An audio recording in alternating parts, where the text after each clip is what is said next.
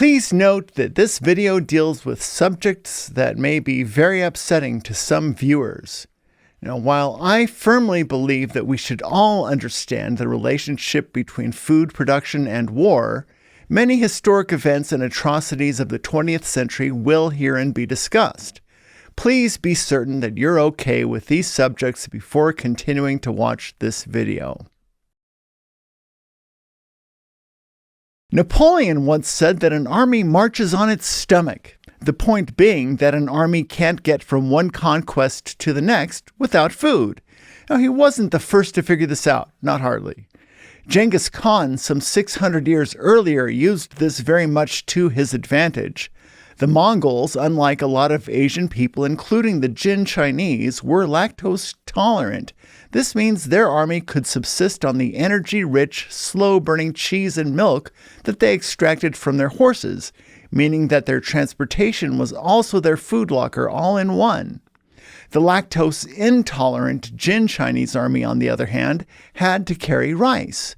That means they had to use some of their horses to carry food, and to make matters worse, that food was rice, which burns so much more quickly than cheese and milk. So the Chinese were using up mounts to carry fast-burn food, while the Mongols' horses were doubling as both transport and food source, and that food source lasted longer. So despite being outnumbered nearly 10-1, the Mongols defeated the Jin. Now, as they pushed their conquests westward, they were about to incite another shift of historic global magnitude. Their horses carried the plague to Europe. Now, this is just one example of the relationship between livestock and disease. Most of the diseases that killed off the Native American peoples a few hundred years later came from livestock. Even in the modern world, overuse of antibiotics in confined animal feeding operations is blowing the barn doors open for the gestation of superbugs. Currently, about 70% of all antibiotics made are administered to livestock.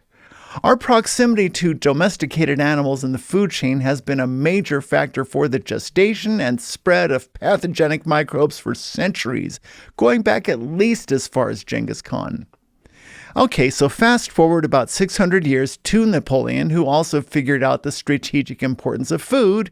He actually put out an offer of 10,000 francs to anyone who could invent a way to store food safely for long-distance travel. So, enter the hero of this story, Nicolas Appert.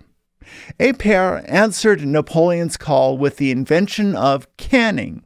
Pretty much the same as we know it today. You put food in a jar with a loose lid and you heat it up to about 240 degrees, which is hot enough to kill all the pathogens, and then you let it cool down. The cooling creates suction inside the jar, thus pulling the lid down, and voila!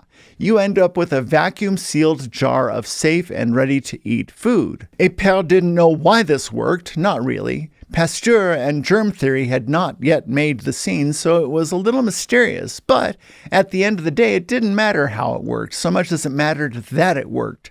And work it did, and Napoleon's armies marched on to their next conquests with bellies full of food, presumably French cooking at that.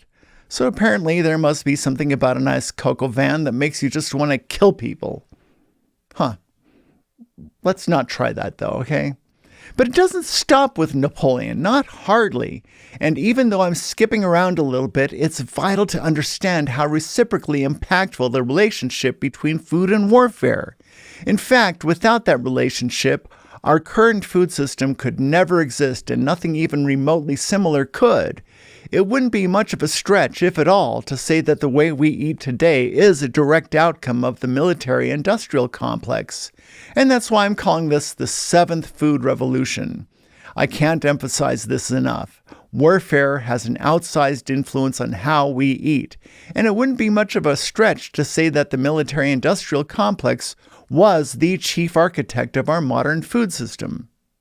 Food revolutions are those moments in history when changing the way we ate changed us forever. For those who haven't yet watched my previous videos on this, the first revolution was when we invented the knife, which enabled us to get more fat in our diets, which helped us grow bigger brains, which made us smart enough to control fire, which allowed us to cook and eat together, which led to the second and possibly most important turning point in the human story, and in my opinion, the most uniquely human advent of all time, the arrival of storytelling. Then, just a few short million or so years later, we learned how to plant our own food, which allowed us to stay in one place and build cities and invent civilization, so that agriculture became the third great food revolution. The fourth food revolution was the development of fermenting, and even though it had actually been around for billions of years, we changed our world when we learned to harness its power because it enabled us to do long-distance travel, trade, imperialism for better or worse, and may have even played a major role in the development of some of our spiritual paradigms. The fifth food revolution was the Columbian Exchange, when people started sailing their ships between the eastern and western hemispheres, which led to absolute gobs of unintended consequences, including everything from the introduction of tomatoes to Italy and the first earthworms in North America, to minor details like the invention of chemical fertilizer and the emergence of global trade. The sixth revolution was the Industrial Revolution, which saw food become more of a business than a way of life, and resulted in an anonymous system fueled by less nutritious but cheap food for people living increasingly gray and monotonous lives. Okay, so now you're all caught up and ready to hear about the seventh great food revolution, which is, drumroll please. Oh my God, that is an anemic drumroll, but whatever. Introducing the seventh great food revolution, well, actually, here I am already filming this, and I'm not even sure what to call it yet. Is it the military-industrial food system? Is it the food business, the business of food, the modern food industry, food and warfare? I'm not actually sure, to be honest. I'll tell you what, since you're watching it, you name it. After you finish watching and liking and subscribing and doing all those wonderful things that keep the channel going, make sure to do one more thing that helps support the channel by leaving a comment and telling me what you think I should name the seventh food revolution, because it's a doozy, let me tell you. The reason I'm placing this after the Industrial Revolution, despite its beginning hundreds of years earlier, is that we are now squarely in the time when time is no longer square. Like I said before, time is a spindly thing. The history of the relationship between food and warfare begins in antiquity and marches on through the Vietnam War, and there even continue to be innovations in food that originate in the military today. So this whole narrative of the food revolution starts to get chronologically messy.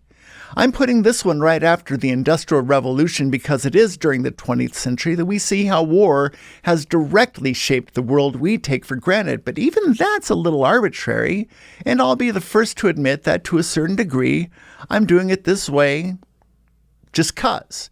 And from here on out, I'm going to skip around in time from time to time. So to that end, let's talk about the most important person that you've never heard of. Good old Fritz Haber, the most enigmatic person who ever lived. Great guy. Haber was a German scientist who lived around the turn of the century. The world of his day was desperately trying to figure out how to pull nitrogen out of the air and fix it into a chemical that could be applied to fields as a fertilizer. Weirdly, our air is mostly nitrogen, like 78%, but most plants can't absorb it from the air, though they absolutely need the stuff to thrive. There are some exceptions, like beans, and that's why you might have heard beans referred to as nitrogen fixers. But most plants don't have that ability, so the agricultural community was absolutely obsessed with trying to figure out how to take nitrogen out of the air and feed it to plants. Well, good old Fritz Haber figured it out. Such a great guy.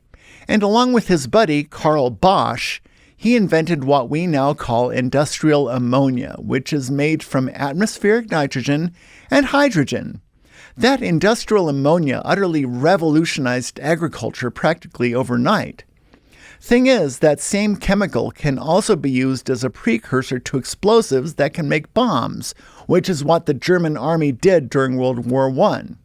As for good old Fritz, he was more than happy to help the military because he was loyal to his fatherland. But it didn't stop there. Good old Fritz Haber, being a genius, also figured out how to use that industrial ammonia to make chlorine gas, which the German army then used in the trenches to send countless young soldiers to their agonizing deaths. And so, good old Fritz Haber is widely considered to be the father of chemical warfare. Great guy. One day his wife, who was a pacifist and had a very different take on all of this, she walked out into the garden with a revolver and took her own life. There are a few other reasons that may have led her to this, but it's fairly widely believed that it was good old Fritz's work that she decided she couldn't live with. As for good old Fritz, he remained proud of his work to his dying day. Great guy. And his contribution to the world didn't even stop after his death in 1933. The German scientists who inherited the legacy of his research took it even further and eventually used it to invent Zyklon B, the gas that the Nazis used to kill millions of Jews, Roma, disabled people, and any others that they deemed as too brown or too gay or too broken to be worthy of life. It bears mention that Haber himself was Jewish. He didn't live long enough to know about these particular atrocities that they committed with his science, but he had a despicable history of remaining proud of his work regardless of the inhumanity of its application. Good old Fritz Haber. Great guy. After the war, the U.S. took as a spoil of war the patent for the Haber-Bosch process, and we still use it to fertilize our fields. Even today, about 50% of the nitrogen in the tissue in the average person originated from the Haber-Bosch process. In other words, if you are an average person, about 50% of the nitrogen in your body was grown using the same vein of science that gave us death chambers, chemical warfare, Timothy McVeigh's Ryder truck bomb, and of course, to be fair, modern chemical fertilizer and input-intensive agriculture. Because of this, Haber has often been referred to as the detonator of the population explosion. It turns out he detonated quite a few things. Great guy. But while his chemical warfare was wafting through the trenches in Europe, the U.S. was readying herself to get in on the action just as quickly as the political will to do so would allow. When we entered World War I, an urgent need arose to feed our troops overseas. Agricultural production needed to be ramped up, but quick. To organize things and consolidate resources and transportation, the government divided the country into agricultural regions that are still somewhat apparent today. In the South, the Cotton Belt. In the Northeast, the General Farming and Dairy Belt. In the Midwest was the Wheat Belt. The irrigated belt was the Southwest, and the fruit belt was the West Coast. If you think about where crops are grown today, they still largely reflect that map. It's also during the early 20th century that farming started becoming mechanized. The replacement of draft animals with tractors, for instance, increased the food supply enormously. But it still wasn't enough. By the time of the next World War, as the U.S. Army began drafting soldiers to fight in World War II, they noticed that an alarming number of our young men were undernourished. If this army was going to march on its stomach, those stomachs needed filling. We needed to make sure our troops were eating enough. This led to the invention of a number of methods of food preservation, such as flash freezing, modern dehydration techniques, lightweight packaging, and a new emphasis on portability. Eventually, the result of all of this was the infamous K ration, brainchild of the well-known physiologist and Colorado native Ansel Keys. It might have been just one invention, but it was indicative of a much larger phenomenon. As food technology influenced the war also influenced food technology. The innovations born out of the necessity to support the military made their way into the kitchens back stateside. The same technologies carried by a soldier in his kit could also be found in a civilian's lunchbox. It also gave busy moms a way to feed their families that was not as time or energy consuming as cooking from scratch. These technologies have also been literal lifesavers in disaster relief efforts and programs to feed starving people. During World War II, we understandably embraced the notion that industrialization was going to win the day for us. In a way, that war could be thought of as a war between the industrial and technological accomplishments of the Axis versus those of the Allies. Our winning the war made us even more comfortable with our blind faith in industry, so when our food system became industrialized, it appeared as just one more miracle of progress and another banner of American strength. The more a food seemed scientific and space age, the more the public literally ate it up. Another more behind-the-scenes tech was also ramping up. Nutritional studies, such as the famous work of our old friend Ancel Keys. Some of his post-war research is exactly what led to the vilification of butter and the ascendancy of margarine, for instance. The entire lifestyle of those back home was profoundly impacted by the war. Because of meat rationing and other limitations, civilians ate more fish, more poultry, less sugar, and they also drove less.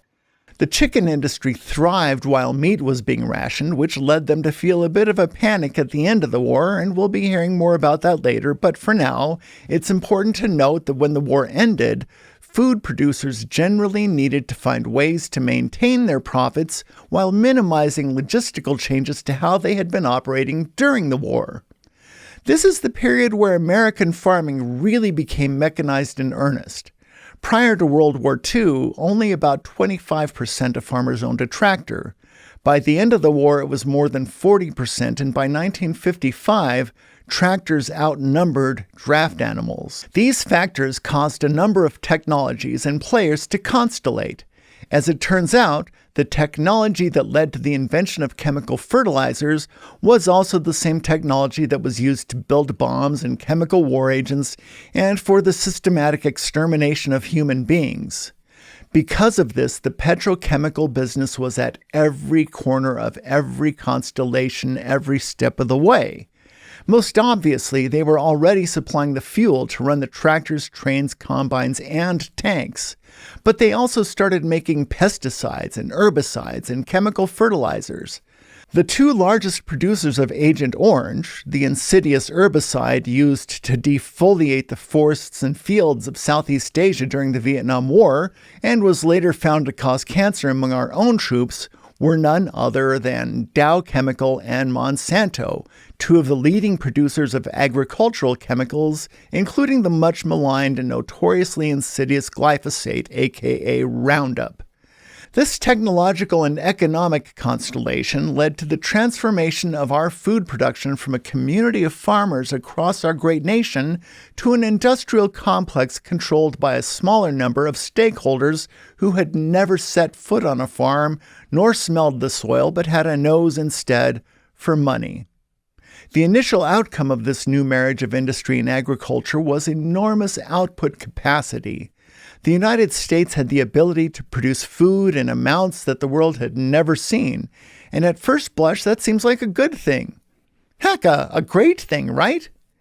But here's an interesting thing about the food business that all the insiders consider their biggest challenge. A person can only eat so much food in a day. I mean, sure, some days you eat more than others, and some people eat more than others, but in the grand scheme of things, it's basically a fixed number. You can convince people to buy more phones. You can convince people to buy more cars. You can tell them they need new bikes, new laptops, new clothes, and new haircuts, but you can't make them eat a whole lot more than they already do. I mean, maybe a little, yeah, but basically there's a ceiling. In business speak, food is an inelastic market. So in an economic system that demands more and more profits year after year, what's the poor food industry to do? Well, there's another old saying that there's plenty of money to be made in the food business so long as you're not growing it. The real money in the food business is in processing it. The person who grows a potato is lucky to pay their mortgage and feed their family, but the person who turns that potato into fries and chips and tots is going to make oodles of boodle, and that's exactly what the food industry figured out. The food giants have also figured out that they can pretty much set the price for commodity crops. They buy so much corn and wheat and soy that they more or less run the table, controlling the entire chain from what the farmer gets paid all the way to what the grocery stores pay them.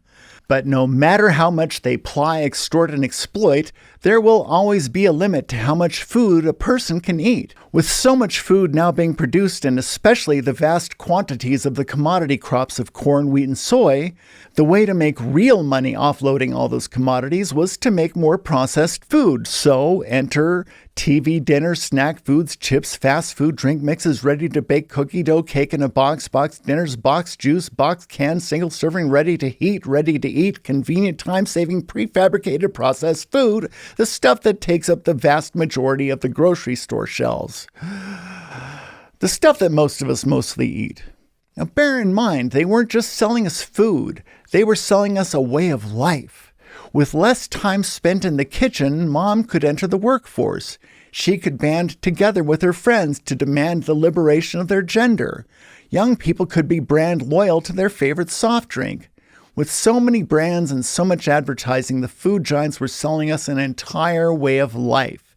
They were selling us our own self-image. The future had arrived. And by the time the boomers and Gen X had become adults, nobody remembered how to cook anymore. I mean, think about it. Whipped cream. It's the easiest thing in the world. 2 ingredients. And the homemade is light years better than the canned stuff. But how many people do you know who can make it without consulting Google? I've said it before and I'll say it again. Cooking has become a spectator sport. Investment in defense also gave us this new transportation system that included interstate highways, an upgraded rail system, and air freight. Now New Yorkers had year-round access to California produce. This was huge. Before modern transportation, everyone ate locally all the time, which meant you could only eat what was in season where you lived. Now a New Yorker could buy an orange any day of the year. The average morsel of food these days travels 1,500 miles. At 100 miles, it takes 15 calories to deliver 1 calorie to the consumer, and 4 of those are in transportation. So once again, the petrochemical industry has a stake in our food, in this case, increasing their profits every time someone ships a mango from Mexico to Maine. That new transportation system also allowed us to build suburbs. Thanks to the GI Bill, returning soldiers were able to get a college education and land a good job, which led to the rise of the American middle class living the American dream. That American dream gave Dad enough money to buy a car, which he could drive to his new suburban home. Now, all of this is happening just as mass media, and especially television, are occupying a lot of our newfound free time. Advertising, convenience, complacency, TV dinners, fast food, consolidation, and low prices at all costs, including milk. Heck, especially milk. During the war, the government encouraged and subsidized milk production so that we could send it in powdered form to our boys overseas. And once the war ended, we still had this dairy industry and its infrastructure in place, and suddenly we were just swimming in milk. Well, not literally, but we had milk running out our noses. Well, not literally. Well, except maybe that one time when I was like 8 years old. But that's not what I mean. We had a lot of milk and we needed to do something with it. Now you know the reason behind all those got milk ads and the infamous government cheese and the little cartons of milk they gave us in school and the government-backed studies that told us how great milk is and the food pyramid and all the other ways that you've been encouraged to consume more dairy. It turns out the invisible hand of the free market is neither invisible nor free. Now, as we'll see in later videos, there has been a lot of debate as to just how involved the government should be in guiding that hand. But for now, the important thing is that after the war, we had the ability to make enormous amounts of food, and that has influenced everything from the global geopolitical landscape to the obesity epidemic. By the middle of the 20th century, America has the ability to produce more food than at any other time in history thanks to industrialization in the form of mechanized, input-intensive agriculture. We have innovations in mass-produced, shelf-stable convenience food that enable women to spend less time in the kitchen, a mind-bendingly fast transportation grid, a global economic model, advertising in mass media, a public increasingly interested in space age and scientifically advanced foods, overproduction of milk, commodity crops, and chicken, a food industry controlled by a few large players with close ties to fossil fuel and chemical interests soused with defense contracts, and ever more incented to develop new ultra-processed foods to sell to a growing GI Bill-empowered middle class. And while all this is happening, there's another shift at the same time that might be a little harder to notice. A change so subtle yet so insidious that nobody saw it as a problem. Prior to the 20th century, and actually for the 3.8 billion years prior to the 20th century, all life lived in a cycle. A plant grows, an animal eats the plant, the animal dies, mushrooms eat the dead animal, the mushroom dies and breaks down into the soil. The next plant takes up the molecules that used to be the mushroom, and the process starts all over. In this system, nothing is wasted. It's worked so well that life has continued here for billions of years with just a fairly small mass of organic molecules being used and reused and recycled and cycled and cycled, and it worked. It worked because nothing was wasted. The molecules that make up your body are the same stuff that made the dinosaurs and the primordial ooze and some of the earliest stars. But then the 20th century came along and we started using things once and then throwing them away. Before then, there was no such thing as away. But then, without fully understanding the long-term game, we built the entire modern economy on this practice of making something, selling it, using it once, and then throwing it away. That means taking stuff out of the world and not giving it back. The system that used to run in a cycle was now running headlong in a straight line. But the world and the universe didn't change, only we did. We imposed a linear way of life onto a cyclical world. Just what have we been doing with ourselves all this time? Well, let's take a step back and look at that long game for a second. Before agriculture, every living human spent most of their energy foraging food. Then after agriculture shows up, we have cities where some people get to divest from that lifestyle somewhat and become bookkeepers or priests or cobblers and kings. But still, about 80% of the population remained farmers. So for the next several thousand years, most people still spent most of their time growing, foraging, or harvesting food.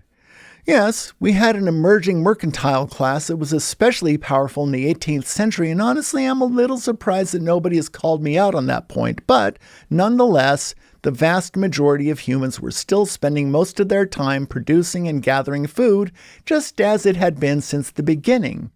Then the industrial age hit, and a large number of people started moving to cities, and the number of people living on farms decreased substantially.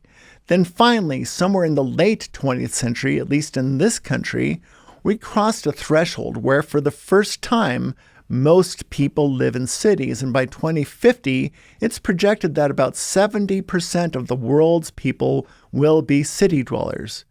So for the past 12,000 years, there's been a constant movement away from food production. We live farther and farther from our food. And while one perspective may say that that's a good thing because it frees us up to follow other pursuits like, making YouTube videos, it also makes us more and more ignorant of what we're eating, why we're eating it, where it came from, and how it impacts other aspects of our lives. And to put it bluntly, that has made a mess. And it wouldn't never happened except for the needs and funds of the military and the genius of one man, good old Fritz Haber. Great guy. But for every action, there is an opposite and equal reaction, or at least so said another genius, Sir Isaac Newton. Great guy. Someone should name a cookie after him. And we will look at some of those equal and opposite reactions very soon, but for now, it's time to wrap up this video. Thanks so much for watching. I hope to see you next time. Ciao.